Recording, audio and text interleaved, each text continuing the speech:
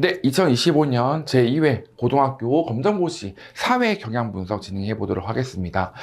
1차 시험이 상당히 신유형이라든지 한 번도 나오지 않았던 영역들이 이번에 출제가 된 반면에 이번 2차 시험은 기존의 형태 그대로 출제가 된 게 좀 특징이라 보시면 되겠습니다. 그래서 빈출 개념들이 생각보다 많이 나오다 보니까 조금 무난하게 풀지 않았는 시험이다라고 생각하시면 될 것 같아요. 대신에 지역조사와 관련된 키워드가 사실 저번 1차 시험에 최초로 등장하면서 이번 2차 시험에도 등장을 하게 되었습니다. 그러다 보니까 이러한 파트도 이제는 학습에 상당히 들어가야 되겠구나 라는 점을 좀 인지해 주시면 될 것 같아요.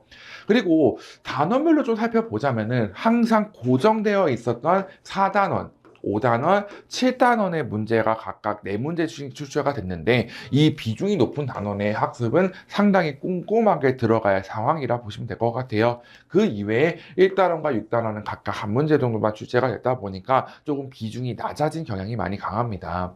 또 이번 문제 특이 케이스라고 하면은 사실 단원별로 순서대로 출제가 되는 경향이 사실 많이 없는 편이었는데 이번 같은 경우에는 1단원부터 9단원까지 내용을 좀 순서대로 출제가 됐다라는 것이 좀 특징이라고 할 수 있겠습니다. 이런 경향은 학습을 할 때 그러한 단원별로 학습의 순서대로 진행되다 보니까 사실 실제 검정고시에서는 단원을 섞어서 내는 것이 일반적인데 이번에는 그런 부분이 좀 강하다 보니까 오히려 난이도가 더 낮아졌다라고 느꼈을 수도 있을 것 같아요.